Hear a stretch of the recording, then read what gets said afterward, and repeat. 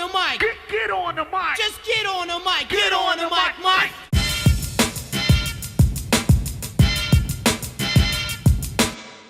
Hey everybody, what's going on? Welcome to Get on the Mic. That's where you put me in front of a microphone with a few notes and I talk about some of the more interesting things that have happened in the world of entertainment or whatever else I feel like talking about that's happened throughout the week. Before I get started with the program, I want to remind everyone about the DNA Digital Network.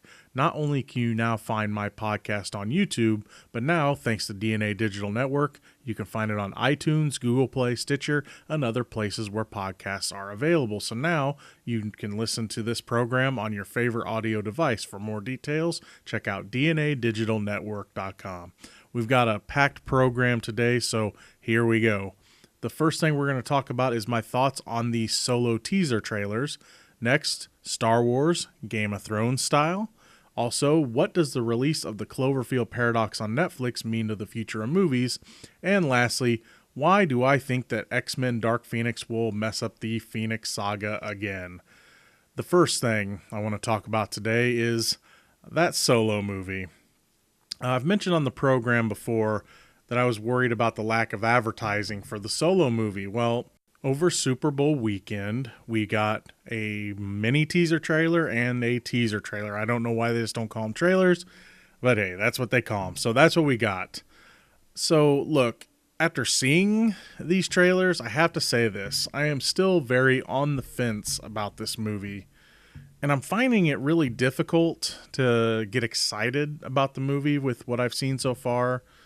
Look, the trailer gives me some glimmers of hope here and there, but I'm really on my guard about this movie. I will say this, I'm reserving judgment of Alden Ehrenreich's performance as Han Solo so far. I haven't really seen enough to really give an opinion on it yet. And I will say this, I do like the cast of this movie. Donald Glover as Lando Calrissian, that really stuck out to me at first. Woody Harrelson, Paul Bettany, Emilia Clarke, Thandie Newton, Warwick Davis, maybe some we don't even know about yet. So we don't know a lot about this movie, even though we've seen just this little tidbit. They haven't given us much. I will say this. I'm afraid the biggest mistake they're going to make is by doing what some of the other prequels, and yes, this is a prequel, even though they have not attached that dirty little word to it. I think they're going to try to attach too much history or cram too much history into the story. One thing I'm definitely afraid of is, though I liked Rogue One, some of the cameos were unnecessary. I mean, the Vader one, of course, was great. I mean, it wasn't really a cameo, but he was in it about as much as some cameos. And I didn't mind the criminals, that ended up in the cantina. Having R2-D2 and C-3PO was kind of unnecessary. So I'm afraid that it's going to make these same cameo mistakes that Rogue One made. Where we're going to have, there's that character and there's that character. I don't want it to do that. I mean, we've got Han, Chewie, and Lando. If they want to add in, Vader walking in the background or something, I don't know. I don't know what their plans are. Because I know that Han Solo was part of the, he was learned to try to be an Imperial pilot early in his career before they kicked him out or he washed out or whatever happens in this movie. I know in the old history, I think he left on his own. He kind of quit because he saw them doing some things he didn't like. So yeah, I'm afraid they're going to make some of the same mistakes that like Rogue One made, or heaven forbid, the same mistakes that the prequels made. This movie has been described as a heist gunslinger type of movie. I mean, it's a Han Solo movie. It better be. I'm afraid that they're going to try to make him too much like a hero. I want him to prove me wrong. I want him to be the kind of character in this movie where he would shoot first, and we all know what I'm talking about there. I don't want him to play by the rules. I don't want him to play nice. This is young Han Solo. He's brash. He's young. He hasn't become a hero yet. It's okay for him to have a good heart, but he's still a smuggler. He's still a scoundrel. He's still a scruffy nerf herder. That's what I want to see in this Han Solo movie. Some really cool behind-the-scenes news came out this week, though.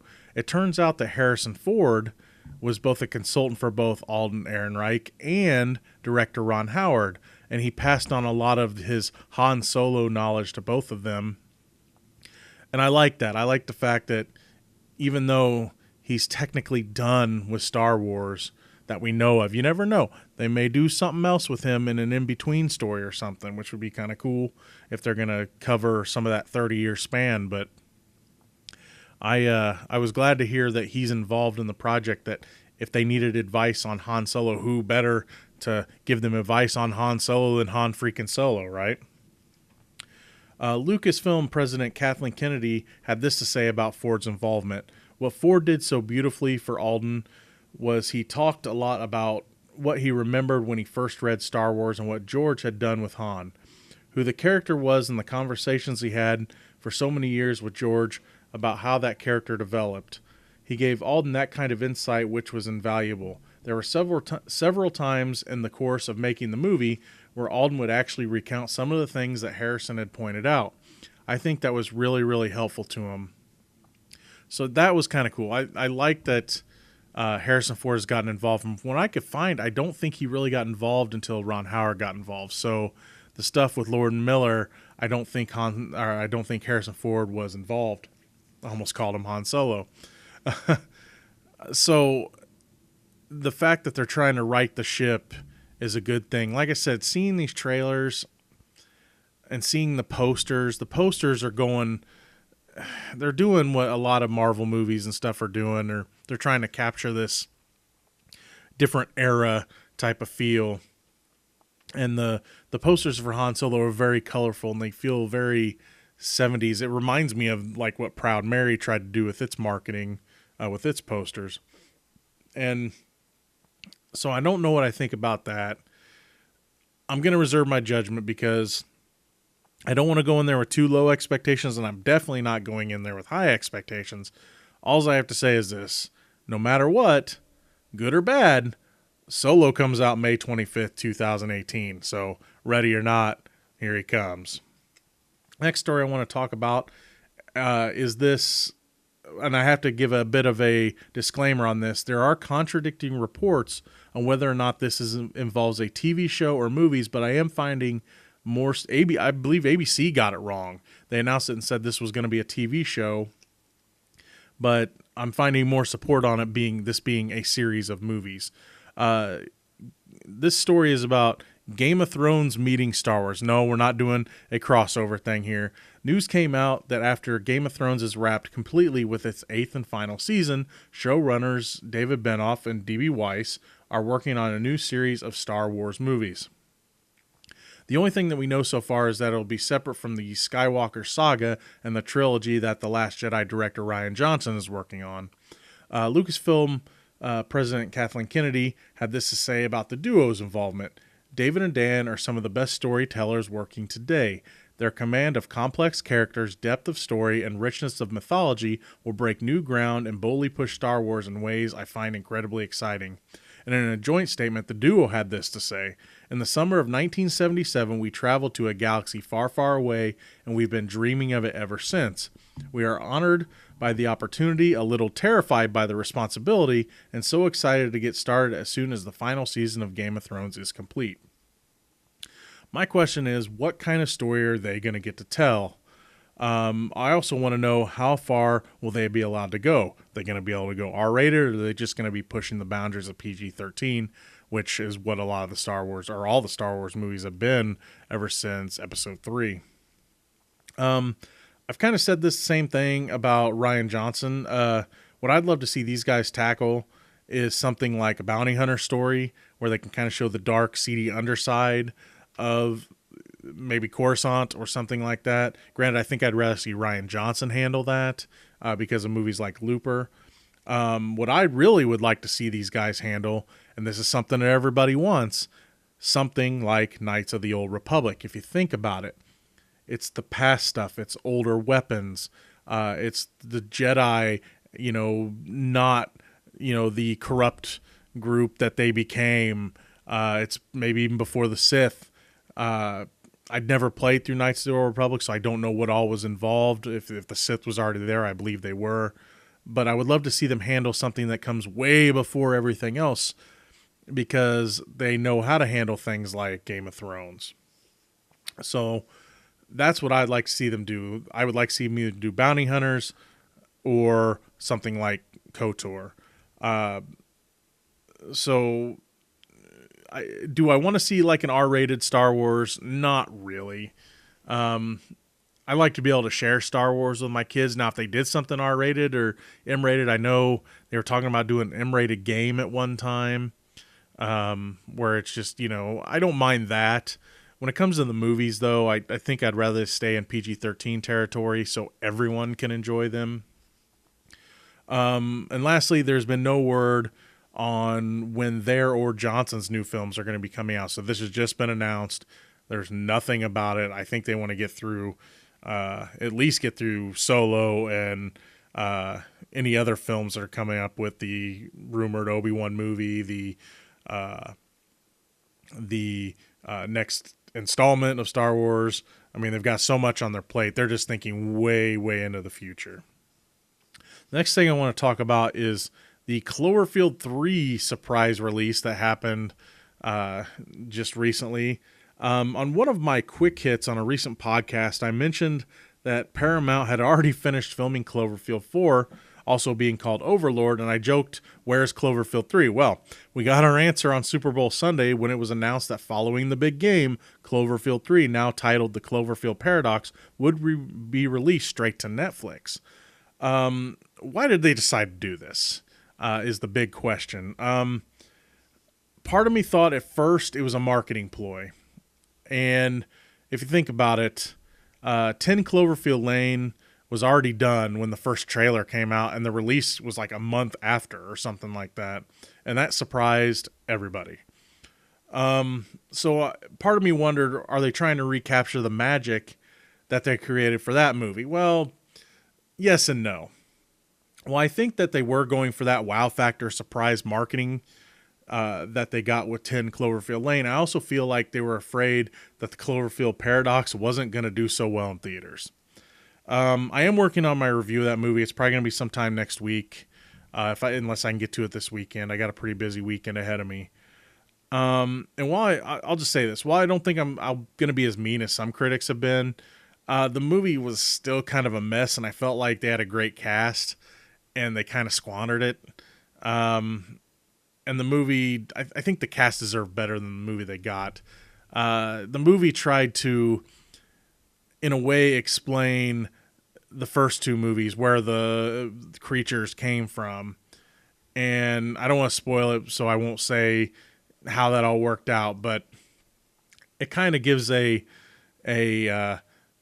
this explains everything from now on, kind of feel to what comes in the future. So I'm kind of a little worried about that, but I'll save that stuff for the review. Despite what the critics are saying, though, the movie technically is an instant success for Paramount because they sold it to Netflix for $50 million. The film's budget was reportedly $45 million, so that makes for an instant $5 million profit for Paramount. That being said, it would have been more if they hadn't had to do the costly reshoots that they did. Who knows how much less they would have spent, and it would have been even more profit for Paramount. So, what does this mean for the future of movie releases?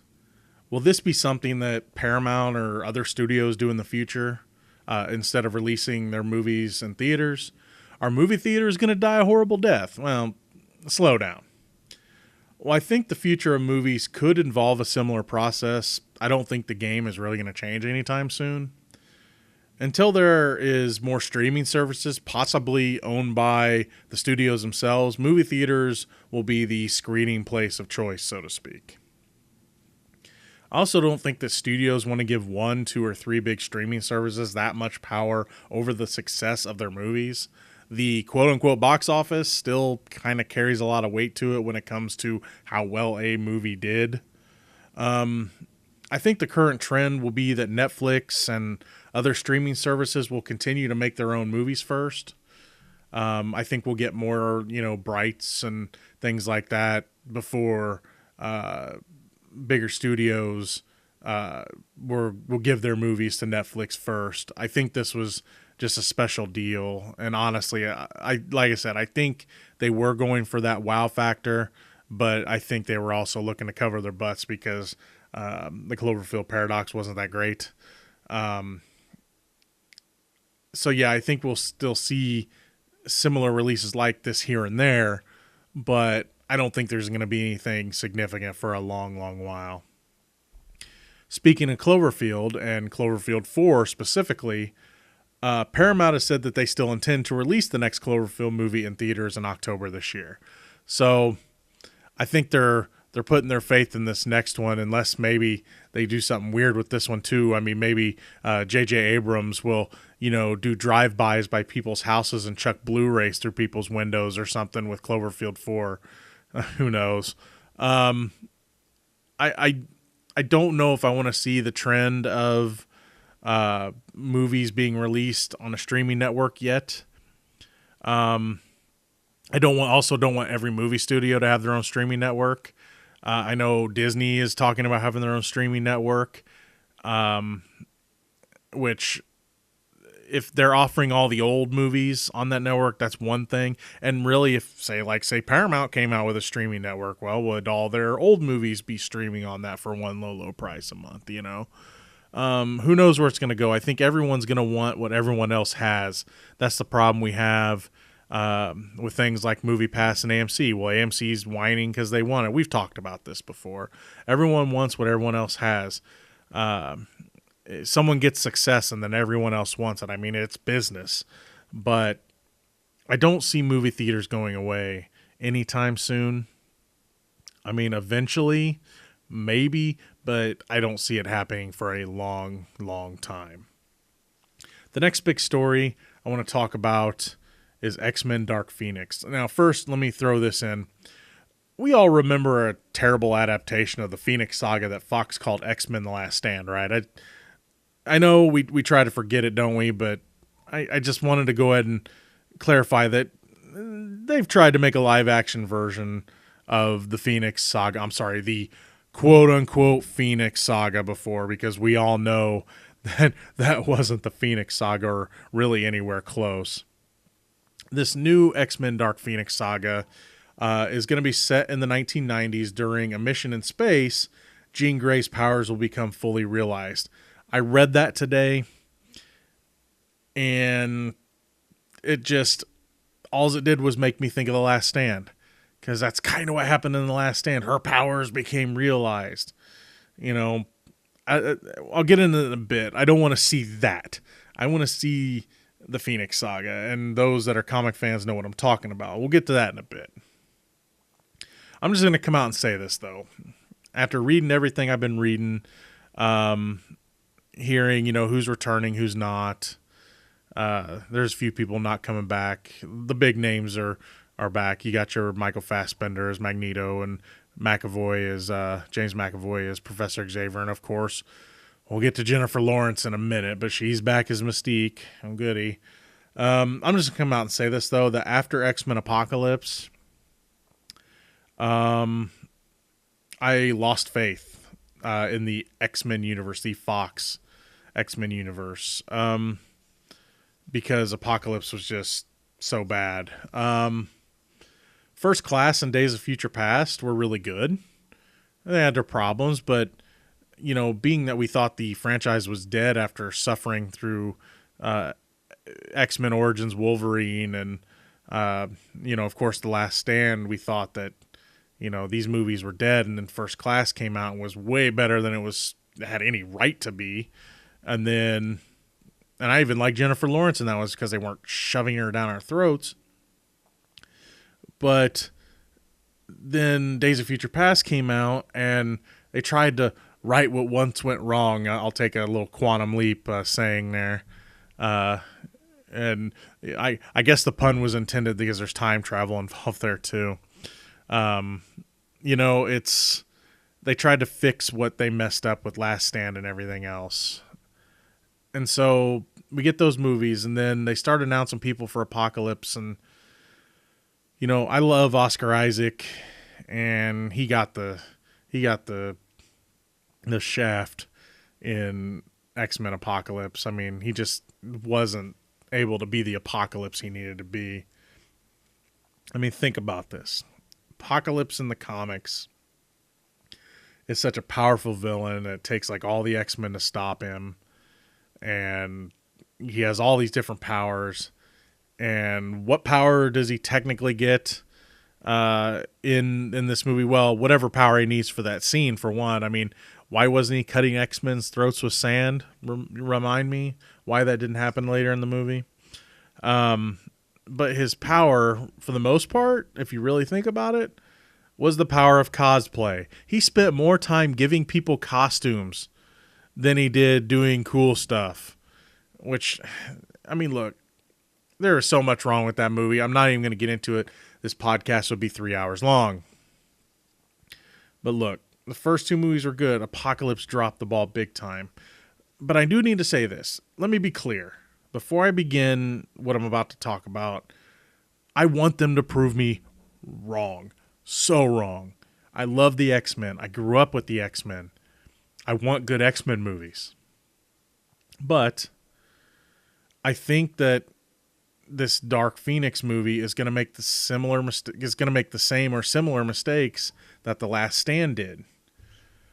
I think they're going to make the Phoenix Force already a part of Jean Grey, right? Which that was probably the dumbest part of The Last Stand, that it was already in her, and that's just the extent of her power. No, it just didn't work there. I don't think it's going to work here. They already teased in the Apocalypse movie that Jean Grey already had the power inside of her, because that's how they defeated Apocalypse. You saw the bird, screeched, and Apocalypse was done, right? They just overpowered him, with that. But here's the thing. We've already been through it once where they messed it up, and now I feel like they're going to mess it up again. Fans of the comic, including myself, want the aliens, magic powers, and everything else that was in the comics. Now, I know as a comic book fan, this is, and those that are comic book fans and fans of that story in particular should know that this is probably a tall and impossible task. Because you would at least need 2 or 3 movies to do the whole story justice. I mean, for the whole Phoenix saga on the 90s X-Men cartoon, they gave it like a whole season, right? I don't remember how many episodes were in it, but you're looking at, 30-minute episodes minus commercials, of course. Just rounding up time there. I mean, even if they had 20 episodes, well, that's 20 half hours. I don't remember how many's in that season. I don't have it in front of me, but still, they did where they went to space. They dealt with the Shi'ar Empire. They did all this stuff. They did Dark Phoenix. They did everything else. And they played through the whole thing. And, I mean, that it did it justice. It wasn't exactly like comics, but it did it justice.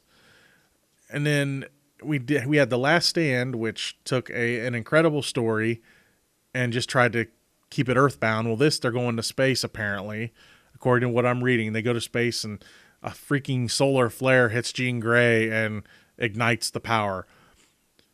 Ugh. So, here's the thing. Another thing about Jean Grey in this new series. We only got to begin to know Jean Grey for one movie. And that was in a packed X-Men Apocalypse movie with so many characters. Right? The original movies at least had 2 good movies to get to know her. I mean, I know Wolverine was the main focus in those first 2 movies, but they gave Jean Grey enough to do that you got to know and like her as a character. And also, they had the luxury of having fewer characters to focus on. These new movies already have too many characters, especially in that last one. First Class kept it simple. Days of Future Past, they may have had more characters, but we already knew a lot of them. And it mainly focused on Wolverine and showed the people in the future, but we knew those future characters already. We had spent movies with those future characters. So it worked. Apocalypse had so many new characters, and we're supposed to feel Jean Grey is important. And especially at the end, we're supposed to feel she's important when she really didn't feel that important throughout the entire movie. They were just like, here you go, here's defeat Apocalypse with Phoenix power, Screech. And then it was done. And it drove me nuts. The last movie lost the focus at the first two movies in this new, these newer movies. It's hard to know what to call them. You have the older movies, the newer movies, I guess. But it lost the focus of those first two of the newer movies that we had on Charles Xavier and Magneto. They were the focus. They were what was important. They should have been the main focus of the last movie as well, and they did get some decent development, especially Magneto. But, I mean, let's face it, Xavier got a haircut and a love story that's not even going to continue in the next movie because Rose Byrne's not in it. They made such a big deal about her remembering and you know, her and Charles together or whatever, but now all of a sudden she's not in this next movie because Rose Byrne did an interview, said that, well, they didn't have room for me. So, though they got some development, the main problem stuck its head out again. And that would be the character of Mystique. Now, I feel that too much focus has been given to Mystique in these movies.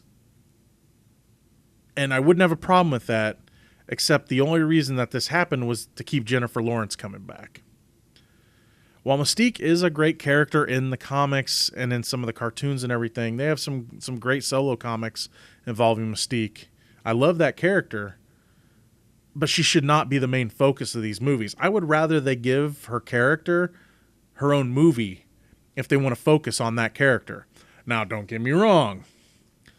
I'm not saying that I want a Jennifer Lawrence-led Mystique movie. Just a Mystique-led one. I liked her in First Class. She was okay in Days of Future Past, but they really forced her on us in that. And then Apocalypse was, it's all about Jennifer Lawrence. And then, all of a sudden, these guys got to feel important too. So yeah, I feel like they lost focus. But here's the thing. I don't think all this is going to matter soon. Because in all honesty, I think the now Disney-owned Fox is going to end this version of the X-Men after this movie anyway. Not too long ago, they pushed back a couple movies to later, and I think they're both next year. I don't have the dates in front of me. They pushed back New Mutants, which looks like a horror movie, which they have a trailer for already, and all of a sudden they pushed it back. They did move Deadpool forward a couple weeks, but they pushed back New Mutants to way later and the Gambit solo movie to way later. Deadpool isn't affected by the change other than getting pushed up a couple weeks. I think it'll actually get some great jokes from any big changes that Disney's going to make. That's gold to a script for Deadpool. Here's how I'm looking at it, though. All three of those movies can be a new starting point for a new Disney X-Men franchise. I'm predicting that they're going to end it after this. The McAvoy, Fassbender, Jennifer Lawrence version of this X-Men, I think, is done after this next movie. Even the characters I think that they're establishing in, like your Jean Grey and your Cyclops and everything, I think they're going to scrap it.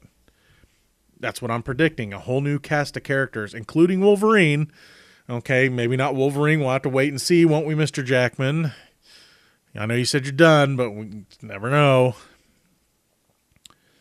But I think Disney is ready to start something new with all their bright, new, shiny toys. Think about it. They can start with a clean slate. And that clean slate, which these movies, the New Mutants movie, probably not too connected to these X-Men movies. And if it is, maybe it was an after-credit scene. I don't know. The Gambit solo movie, well, we all know that nothing's been done on that except maybe some casting. And then, of course, Deadpool can change a few lines and make a joke about it. Heck, they're already making jokes about the MCU, and that was before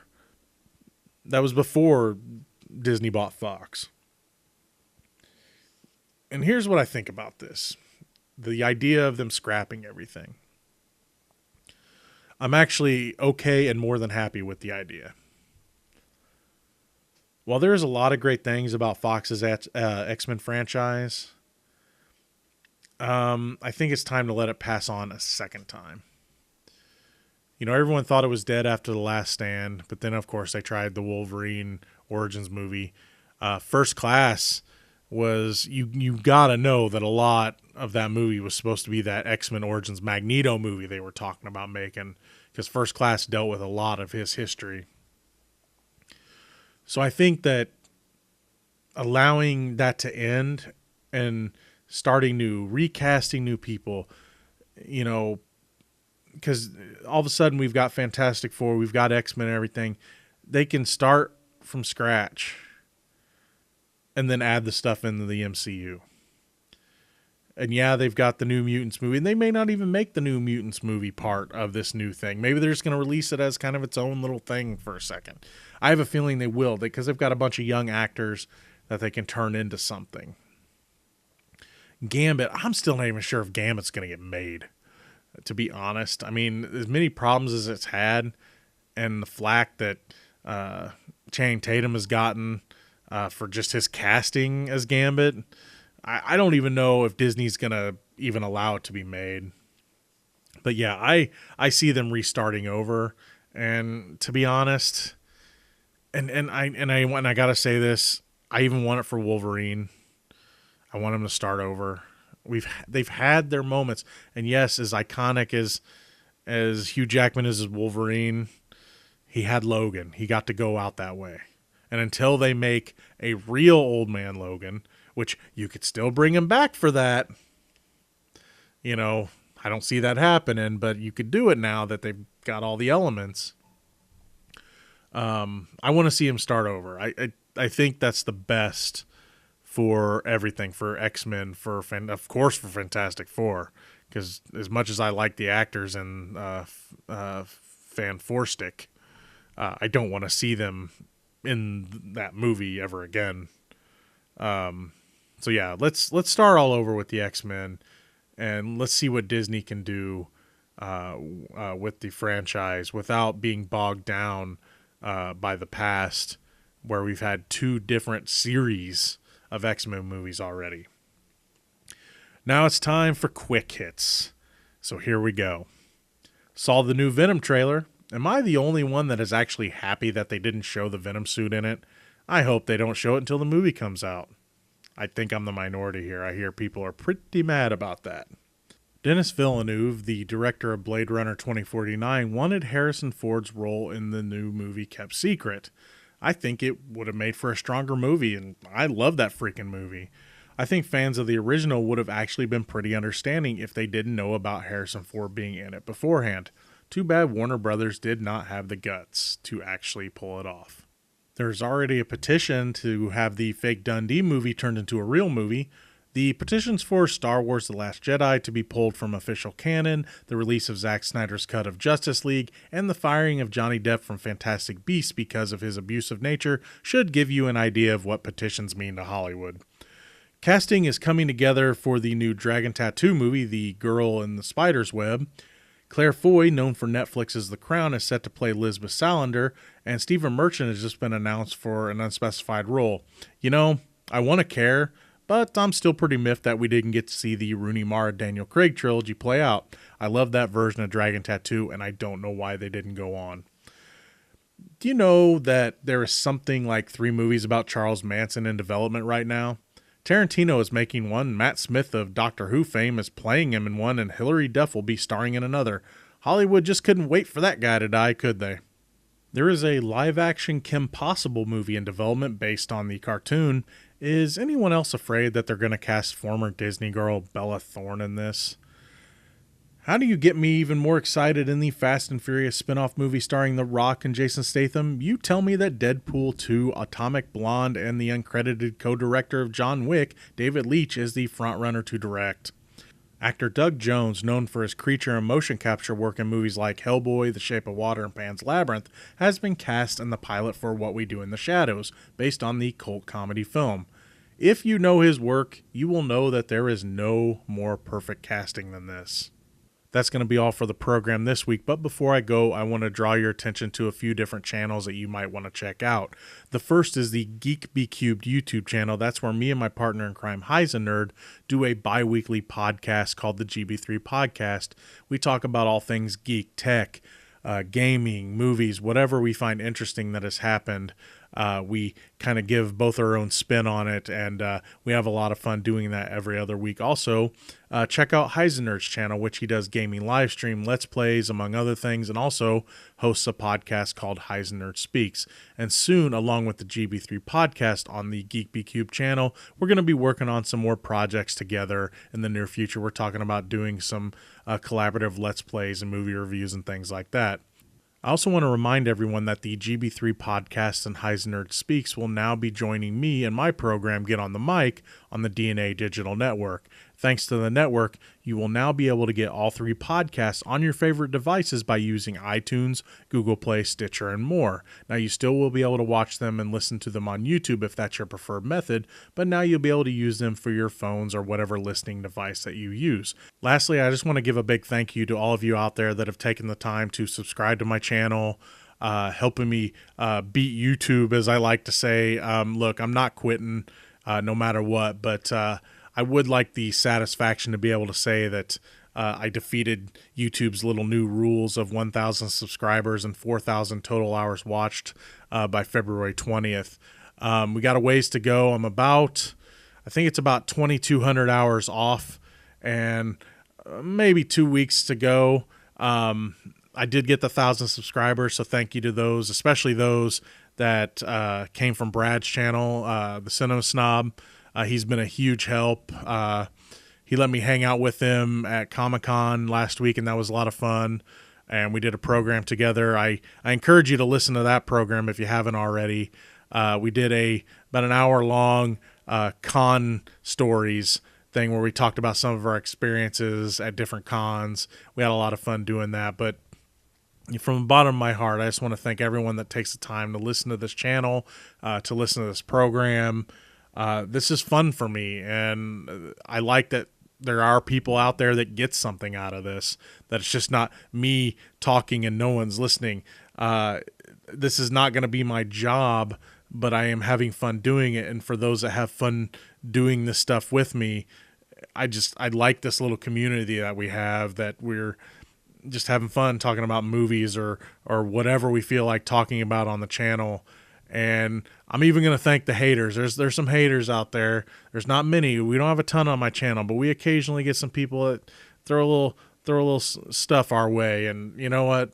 We're here to have fun. And, I just try to have fun back with anyone that, throws shade at me. So thank you so much for allowing me to have a good time and having a good time with me. And let's just keep having a good time and just try to have fun on this channel. That's going to be all this week for Get on the Mic. Again, thank you so much for listening. Until next time, I'm Gino, the real Gino Reynolds. Peace.